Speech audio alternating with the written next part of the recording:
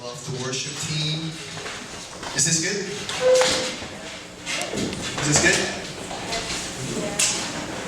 Yeah, everybody? David, is this good? All right, thank you, David. Hey, so glad that all of you are here today. Thank you for joining us. If you're watching online, thank you for joining us. I'm just going to get right into what we're going to talk about today. The sermon title today is YOLO. If you never heard this, if you ask someone that's 16 years old or younger, they'll be able to tell you what YOLO means, or you can look at the front, that YOLO means you only live once. Or the people say nowadays, YOLO, that's how they say it. So just in case if you do not know that. Now, let me start by asking you this question. How many of you heard someone like me, like a pastor, a preacher, or whoever, says that God has a plan for you, God has a purpose for your life, God has a will for your life? How many of you heard someone say that before? Okay, most of you, right? Now, I just want to let you know, especially all of us who grew up in church, who've been a Christian for our whole life, for our whole life, we been told and we believe that God has a purpose for our life. Now, for those of you who's thinking about Christianity, who think, you're not sure about the whole Jesus thing, the whole God thing, I just want to let you know, that's what we think as a Christian. Christians are just weird like that. We actually, as a matter of fact, we think that everything has a purpose. You forgot to set your alarm clock last night, and then you come to work late, and then on the middle of the way to your work late, you saw an accident and you go like, wow, there's got to be a purpose of God that I forgot to set my alarm clock last night. Or if you take subways, every single day, but in the previous weeks, you see the same girl 3 times last week. You're probably thinking, wow, there's got to be a purpose for me and hers. We just think everything has a purpose, or if you met someone new, you get to know her, and then you share the same hobby, and you think that, man, this probably can go somewhere. God has a purpose in this. So that's what we think as a Christian, that everything has a purpose. Now, Christian also believe, let me tell you this, Christian also believe that each and every one of us not only have a purpose, but we all have different purpose. That, in other words, that God created me with the different purpose than yours. So that's what we think. And also, Christian also believe, I just want to tell you that, we believe that in order for us to be fully satisfied with this life, in other words, that one day toward the end of our life, we go like, I think I've done everything that God asked me to do. I'm very satisfied with my life. In order for us to be fully satisfied with our life, we need to live in God's will. That's what Christian thinks. Well, I think the reason why we think that way is because Jesus says one time that I come to give you life and life to the fullest. So in order for us to be fully satisfied, fully maximized with our life, we need to live in God's will. Now, I love this illustration. This is my tablet here. My tablet here is about 3 years old, okay? If you're not into technology, you probably do not know this, but they come up with the new thing like every single month. They always come up with one of these newer version of this every single month. So 3 years is pretty old, right? Now, here's the reason why I don't need a new one. Because all I do with my tablet is just to browse the internet, checking my Facebook, I use it for reading, and then I use it for my sermon note during preaching. So that's why I don't need. Now, I feel like I haven't used the full potential of my tablet. I feel like my tablet has the ability to do many, many amazing things, but I just haven't maximized it. Now, the reason I feel that way is because I've seen people run their entire company using this one single thing. They run their coffee shop with this thing. They run their organization with this thing. They're making video production, music production, and just using only this one thing. So basically, this thing is amazing, but each and every one of us will use this differently. And each and every one of us will use this according to our need to get the job done. Now, I really believe that God has something that He wants to accomplish for this world. And He wants to get something done. And He wants to use you and me to accomplish His plan for this world. but the way he uses you will be different than the way he uses my life. Okay? So God has a purpose for your life, God has a purpose for my life, but my life, my purpose, and your purpose will be different. And I will be at my best when I do the thing that God has designed me for. You will be at your best when you do the thing that God designed you for. If you try to be somebody else, then we wouldn't be maximized. Now, do you know what would be a complete waste though? Do you know what would be a complete waste? If I use this tablet, just to hold the door open.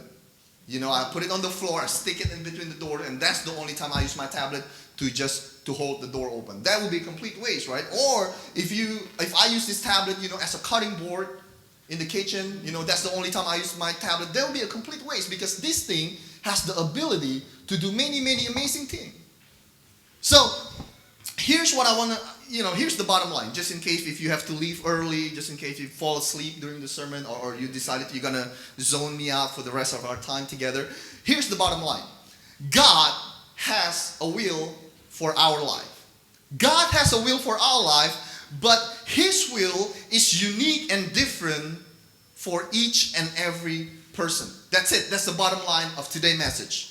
Now, with everything that God has given us, the talent, the potential, the resources, it will be a complete waste if we live our life not according to the purpose of why He created us for. Okay? Now, I think not only a waste, but it can get to the point where it's going to hurt us when we don't live in His will. A friend of mine, he was actually here last week. His name is Eman. He lived in New York. I asked him the permission to share his story. Couple years ago, he told me this one story. Okay, one night, it was a Saturday night. He got home from work late. He got home and then he took a shower. And after he took a shower, he was about to go to sleep. After he took a shower, maybe like some of us, he took one of these things.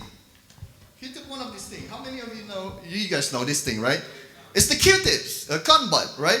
He took one of these. He put it inside of his ears, and he cleaned it up inside of his ear with this one of these things. When he pulled it out, he was shocked. Why? Because the tip of the Q-tips is missing.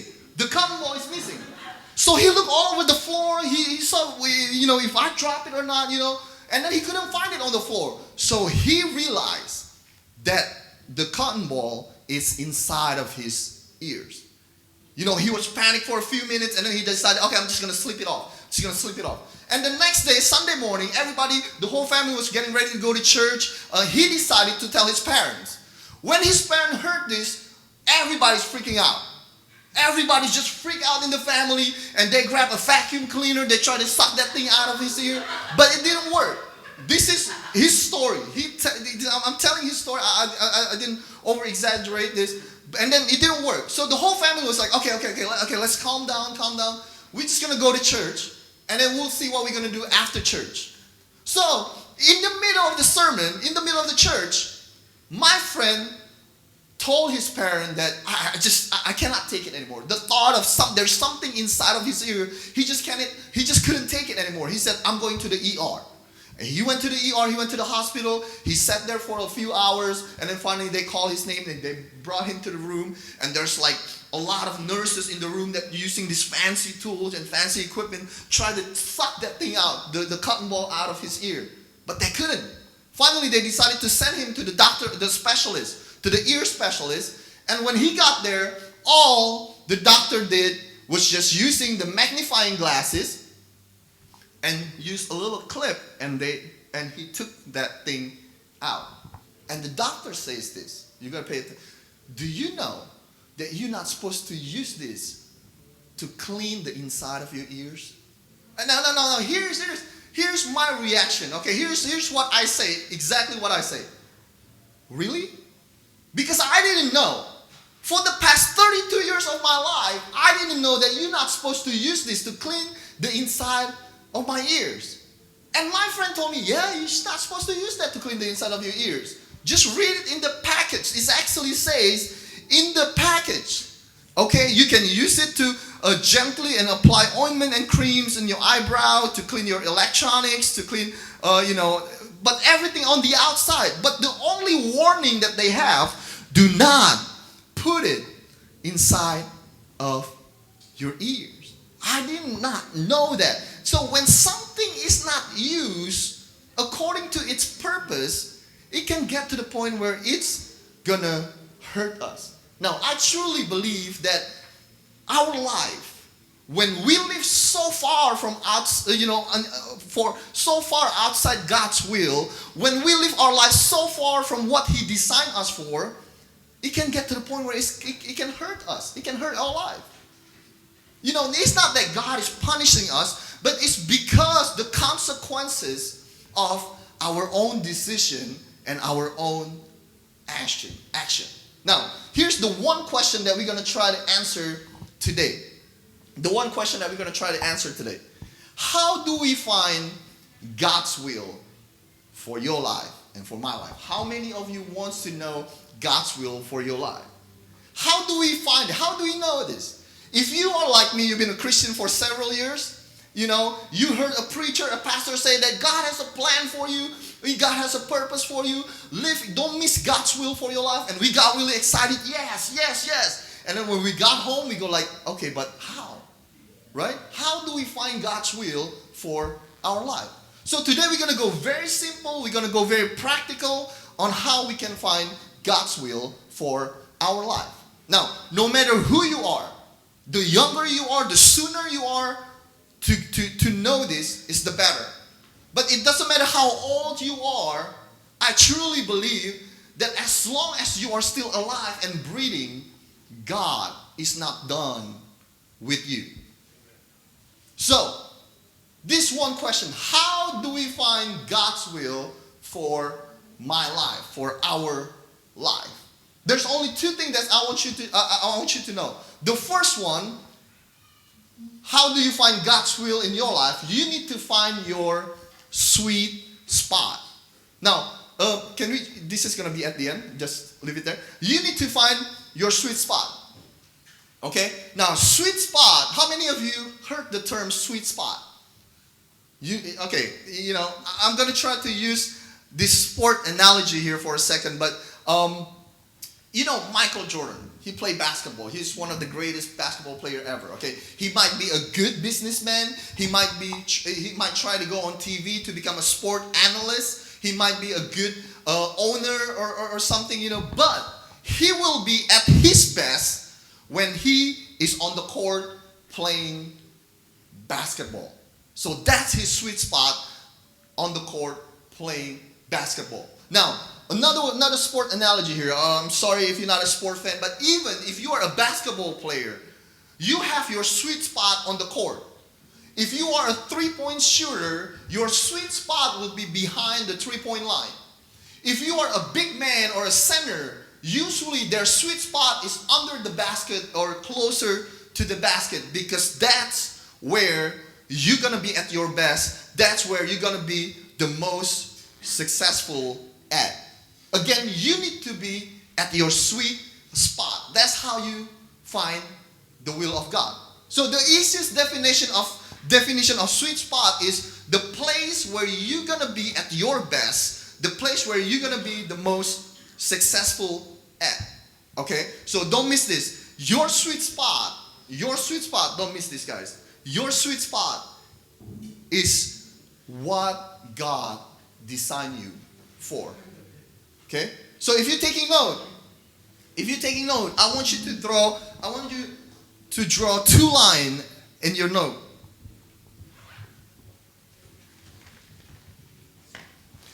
I want you to draw two lines in your note. Okay? On one side, I want you to pull the line like this. Okay? And on this side, you write down your strength. Now, on the other side, I want you to pull another line. And I want you to write down passion. So pay attention. Your sweet spot will be the intersection when your greatest strength and your greatest passion meet. That's where your sweet spot is going to be.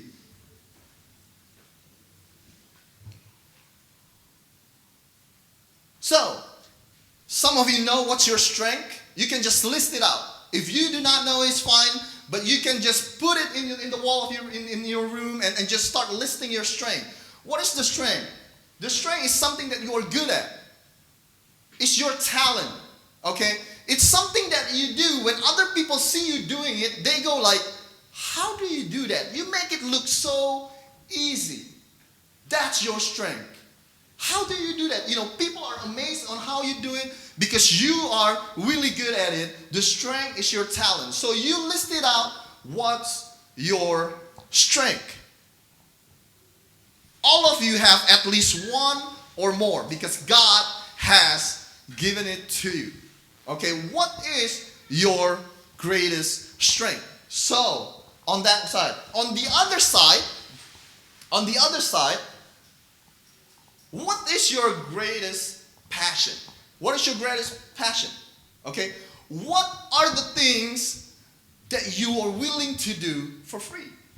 Even you don't get paid for a single penny, you are willing to do it for the rest of your life. What are the things that you are willing to do for free? That's your greatest passion.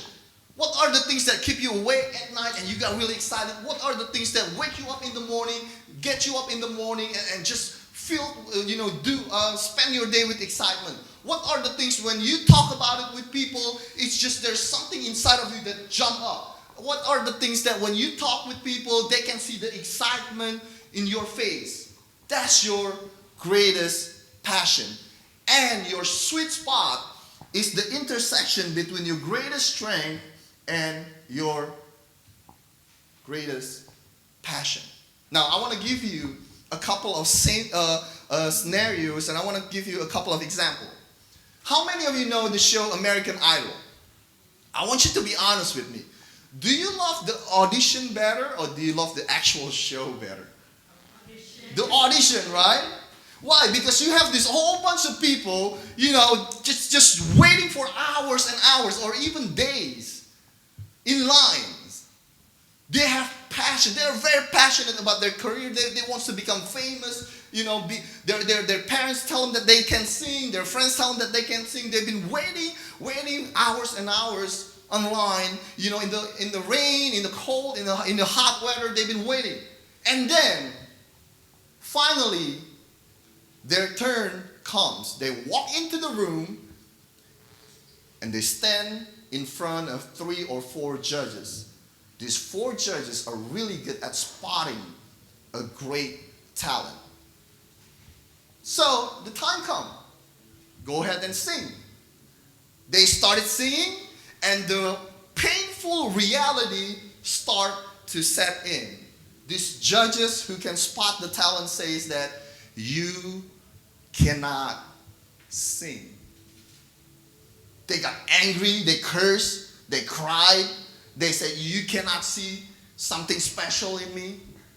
It's entertaining for us. It's funny for us. But do you know how I know that I get a little bit older now? It's because this is what I think. I'm actually really scared when I saw that. What if one of these, contestants is one of my kids? Oh, now, do you know what happened there in that audition there? It's very, very high on the passion, but low on the talent. They are very passionate about singing. It's very high on the passion, but it's very low on the talent part, on the strength part. They're just not good at it. Okay? Now let's flip this over. Okay? Let's flip this over.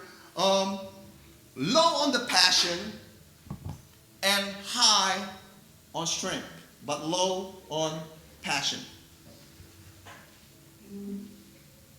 You are really good at something. You are talented, and you're good at what you do. Now, the great example would be the corporate American here. Okay, you're making $500,000 a year, you know, $100,000 a year. You know, you're really good at what you do. You're really good at the company where you work at. You're awesome at your job. And then you really hate what you do. You hate going to work every day. Okay? The stress level in your workplace is so high. Now you started to get involved with drugs, with alcohol, and you start having an affair in your marriage. Right? And then your stress level is so high, you bring it in home to your family, to your children, and your family destroyed, your life got destroyed, your marriage is destroyed. It's high on the talent. You are really good at what you do, but it's very low on the passion. You don't have passion in what you do. You hate your job. You hate what you do. One night I took out the trash at my home, and I saw my neighbor was we have these stairwells, and he was smoking. He was smoking. I took out the trash. We never talked before. I decided I want to say hi. We started a conversation. And then he started to tell me this story. Do you know that this building that I live in right now, my neighbor said, it belongs to my older brother. My older brother graduated from one of the top universities in Denver, Colorado. And he got a job here in Philadelphia, and he is one of the top professor here in Philadelphia. But recently, his brother left everything behind because he realized that's not what he wants to do for his life.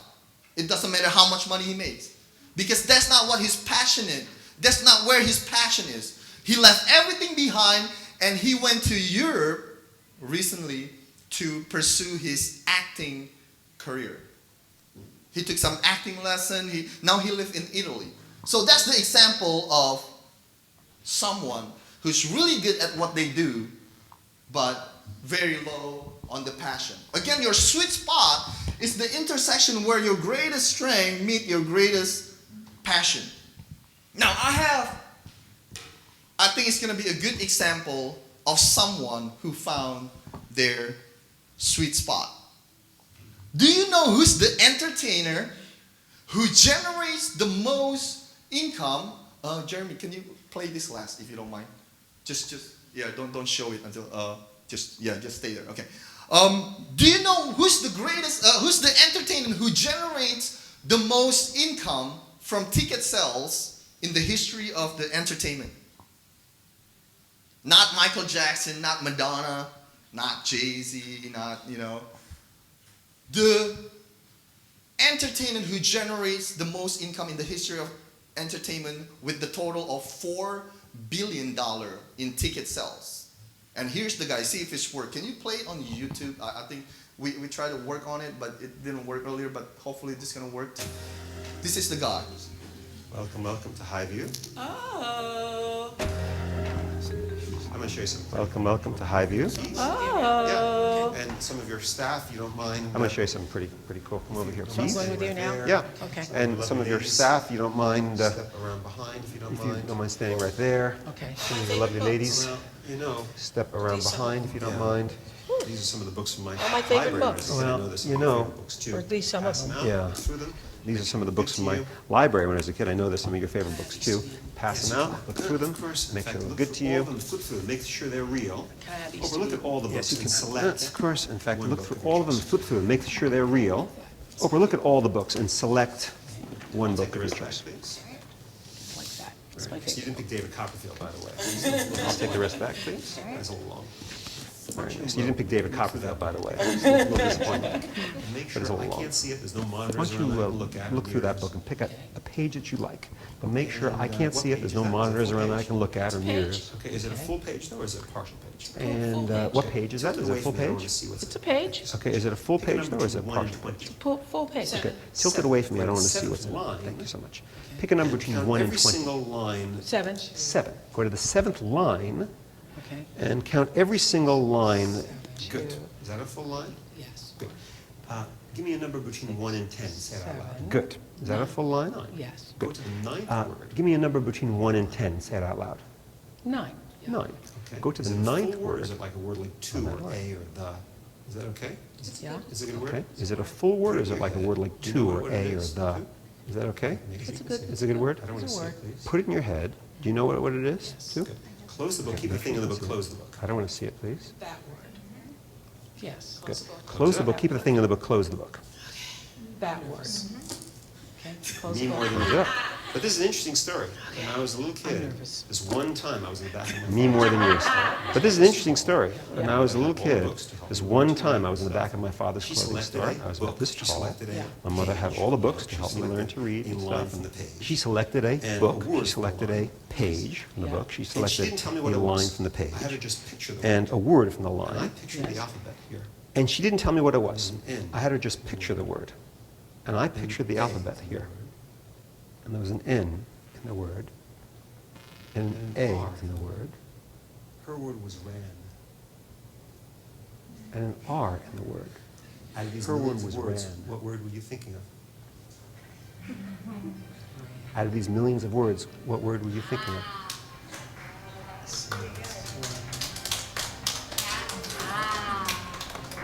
Reading is fun. Reading is fundamental. All right. I think that's really good. Not pretty good. That's really, really good. If you do not know him, his name is David Copperfield. He's really huge in the 90s. I don't know if he's still famous now. One of his biggest trick is to make the Statue of Liberty in New York disappear. Okay? And then he went through the wall of Great Wall China in China. He just walked through the Great Wall. Now, David Copperfield is so successful, so wealthy, he bought and he owned 10 islands in the Bahamas. He has his own island, 10 islands in the Bahamas.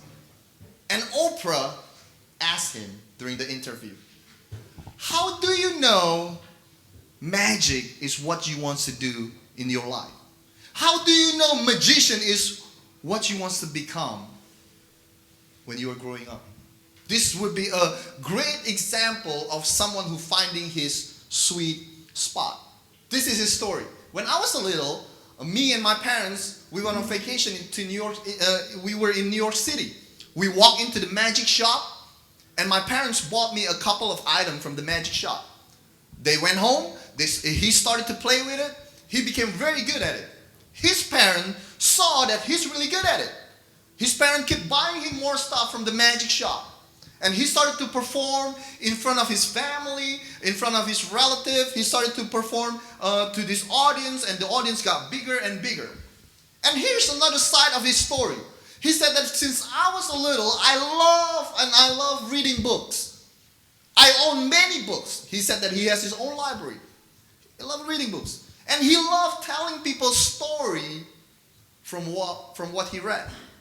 And when he was growing up, he also loved to travel around the world. And that's it.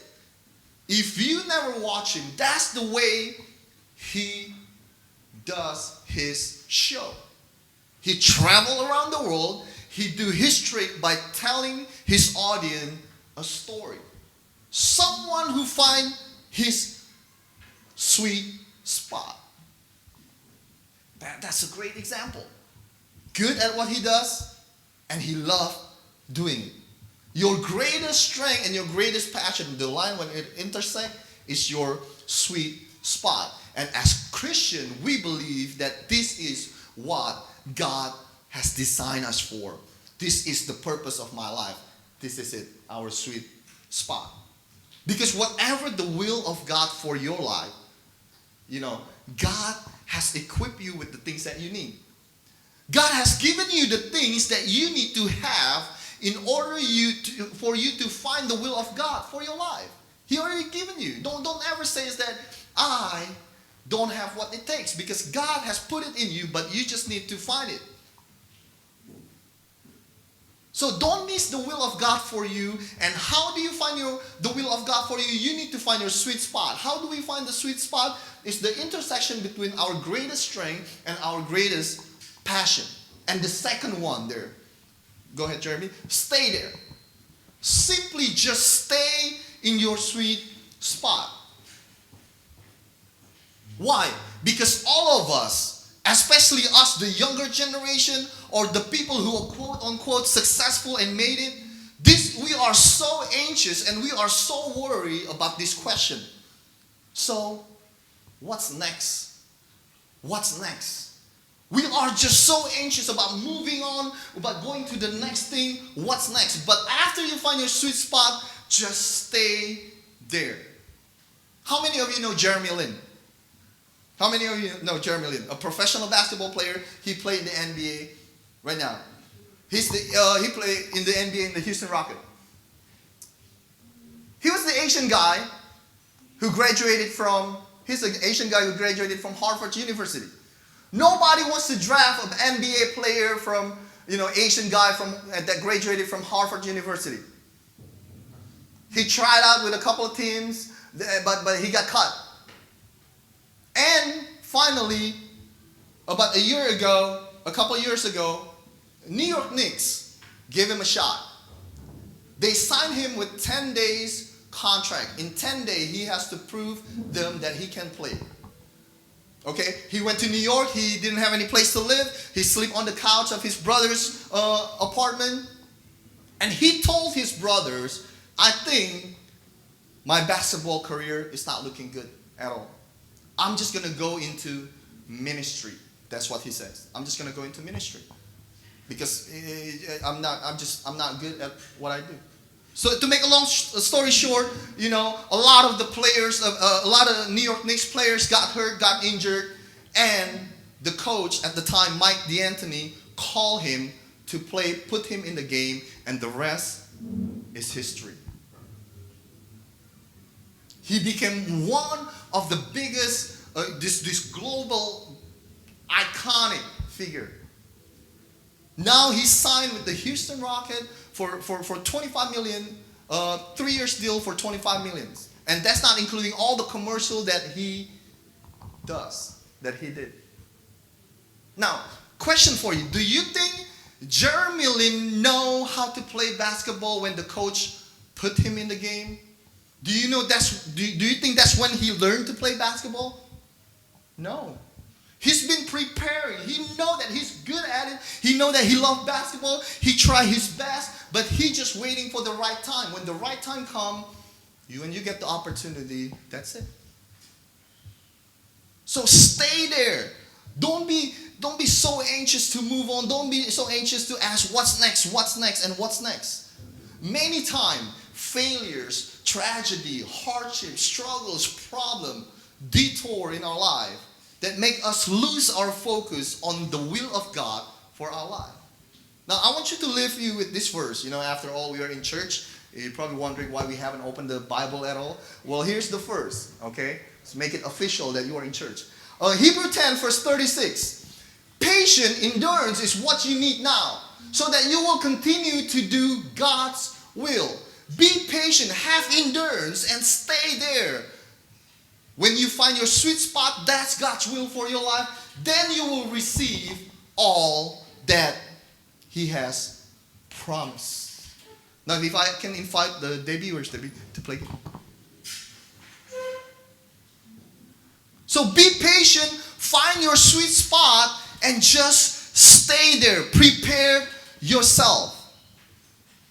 There's this poet named Henry David.